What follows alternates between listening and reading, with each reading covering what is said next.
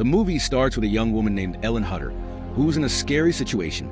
She accidentally called up a powerful and evil demon named Nosferatu, a vampire-like creature. The demon overpowers her and holds her by the throat, taking control of her. Suddenly, Ellen wakes up in shock. It was all just a bad dream. Her husband, Thomas, sees she's upset and asks her what's wrong. He comforts her, telling her everything is fine. But then he realizes he's late, says goodbye, and hurries off to work. Ellen is still shaken by the nightmare and can't shake the bad feeling. The year is 1838, and they live in a town called Alamine. Thomas rushes to meet a man named N.O.C. Mapler. When he arrives, he apologizes for being late. N.O.C. congratulates him on his recent marriage, but quickly moves to business. He offers Thomas a big opportunity. A rich, mysterious count wants to buy a house in Wisborg. Thomas sees this as a chance to improve his financial situation, so he agrees to sell an old, run-down mansion to Count Orlok. That evening, Thomas goes home and tells Ellen about the trip. Ellen is very upset and begs him not to go. She tells him that before their wedding, she had a terrifying dream where she was marrying death itself, with only dead bodies around. The strange part was, even though it was so scary, she actually felt good about it. Thomas tries to calm her down, explaining that the trip is important for his career and he has to go.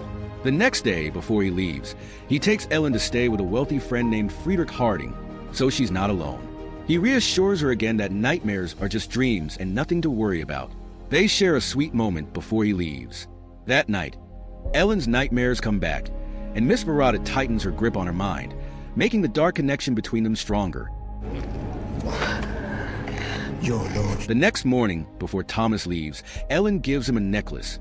What Thomas doesn't know is that she secretly put a lock of her hair inside the necklace, fulfilling one of the hidden demands of Miss Veratu. After a long trip, Thomas finally arrives in Transylvania.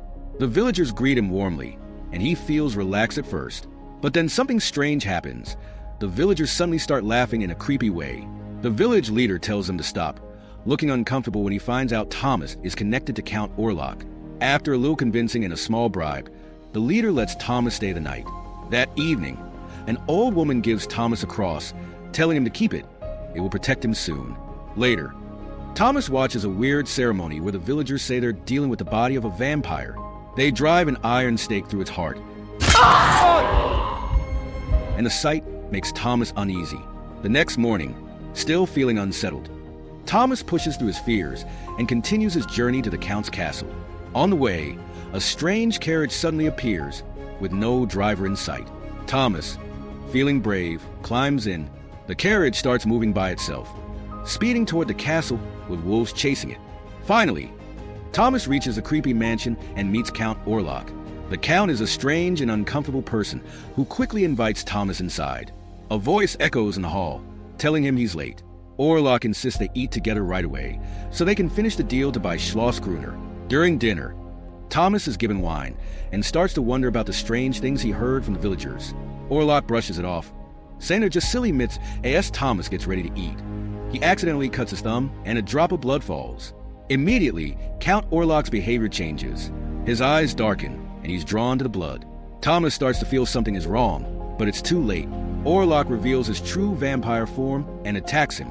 Meanwhile, Ellen tries to warn her friend Anna that something terrible is coming, but Anna doesn't believe her. Back at the castle, Thomas loses consciousness. While he's out, Orlok makes him sign a strange document full of weird symbols. The Count takes Thomas's locket and retrieves Ellen's hair from inside. With his evil plan in motion, Orlok gives Thomas gold coins as payment for the deal.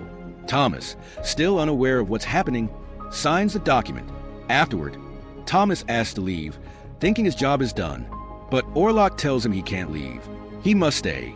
Thomas wakes up to find strange bite marks on his chest. He realizes he's been fed on and starts panicking, trying to find a way out. But all the doors are locked. While searching, he finds a dark passageway leading down below the castle. He bravely goes down and finds Orlok resting in a coffin. He grabs an axe and is about to strike, but Orlok wakes up just in time, stopping him.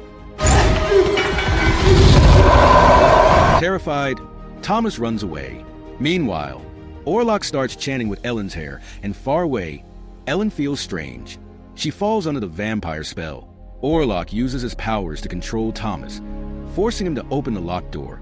Thomas can't move and is completely controlled by Orlok. The Count attacks him again, drinking his blood and hurting him even more. Back in Wisborg, Ellen gets very sick, having violent seizures. Friedrich calls for Dr. Wilhelm. When the doctor arrives, Ellen makes strange noises as if in a trance. Dr. Wilhelm quickly sedates her. Thomas wakes up again and tries to escape by jumping out of a window, but he falls into a fast-moving river and disappears underwater. Ellen's condition worsens and no treatment helps. Dr. Wilhelm admits he doesn't know how to cure her and suggests they take her to his mentor. Meanwhile, a nun finds Thomas by the river unconscious and takes him to a church. The nuns pray for him and he wakes up. Though they want him to rest, Thomas refuses. He needs to go back to Wisborg to protect Ellen. At the same time, Orlok is on his way to Wisborg in a coffin, surrounded by rats carrying plague. Dr. Wilhelm and Friedrich arrive at Professor Albin's home. After hearing about Ellen's condition, Albin realizes she's under the curse of Nosferatu, a vampire who brings sickness and destruction. He decides to help Ellen and try to communicate with the evil force controlling her. Ellen suddenly loses control, her body overtaken by an unseen force. Orlok speaks through her, sending a chill through the room, and she screams in terror. Asmodee, impart your speech unto me! Afterward, Dr. Albin tells Friedrich that Ellen is cursed by a demon, but Dr. Wilhelm still thinks it's just a mental delusion. Friedrich believes her condition is due to stress from Thomas's absence. Albin insists on studying the entity controlling her. Before leaving, he tells Anna to keep an eye on Ellen and call him if things get worse. Meanwhile, Thomas is determined to return to Wisborg. After talking to Ellen about her dreams, he suddenly passes out. At the same time, Friedrich hears from guards about a problem. The Orlok ship has crashed and brought a terrible plague. Soon after, Orlok arrives and meets his follower, Nock. Orlok swears that the land will soon face destruction. The next day, Orlok's rats spread the plague in Wisborg. Ellen stays by Thomas, who is now very sick. Anna apologizes for causing trouble. Dr. Wilhelm and Albin examine the body found on the Orlok ship and discover the rats are demonic. Albin wants to meet Nock, but Nock has already escaped. Albin insists they must find him, as this plague is no ordinary one. Meanwhile, Orlok chants to bring darkness to the land. Thomas starts sweating and wakes up in a panic after seeing Orlok. Anna feels watched and is startled when Ellen acts strangely and asks her to stay the night. Albin reveals that they're dealing with Nosferatu, the undead plague carrier. That night, Ellen has a nightmare and meets Orlok. He tries to convince her that she isn't fully human and that she awakened him. He also lies, saying Thomas signed divorce papers for gold, but Ellen knows the truth. Orlok threatens to kill Thomas if she doesn't obey him. The next morning, Ellen wakes up to find Orlok's power taking hold, and Anna is showing symptoms.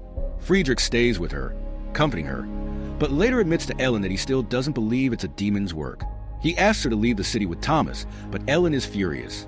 Meanwhile, at Nock's office, Albin sees an ancient symbol predicting the plague. Ellen and Thomas return home, and Thomas begs her to leave the city. Ellen explains that it's too late and reveals that she knew the devil from a young age. They argue about the document Thomas signed for money. As Ellen loses control, she's possessed by Nosferatu. Thomas realizes what's happening, but Ellen orders him to make love to her. Afterward, she regains her senses. That night, Orlok kills Friedrich's children. After they're buried, Friedrich finally believes in Nosferatu. Albin proposes a mission to destroy Orlok's resting place, saying Nosferatu can only be destroyed by a pure maiden, Ellen. Friedrich, devastated by his family's death, commits a terrible act with his wife's corpse but dies from the plague. His body is burned. The team continues their mission, and Ellen summons Orlok to her room. They find what they think is Orlok's coffin, but it's not inside. Thomas realizes it's a distraction and runs back to save Ellen. Albin recites prayers and sets the crypt on fire. In Ellen's room, Orlok arrives, and Ellen is ready for him in her bridal gown. She accepts him, and he feasts on her willingly. The next day, Orlok starts to feel strange and dies as Ellen holds him. Thomas arrives just in time to see Ellen's weak stare. He holds her hand as she dies, ending the plague and the evil that haunted them. Thanks for watching. If you enjoyed, hit like and subscribe for more. Check out these videos, and I'll see you in the next one.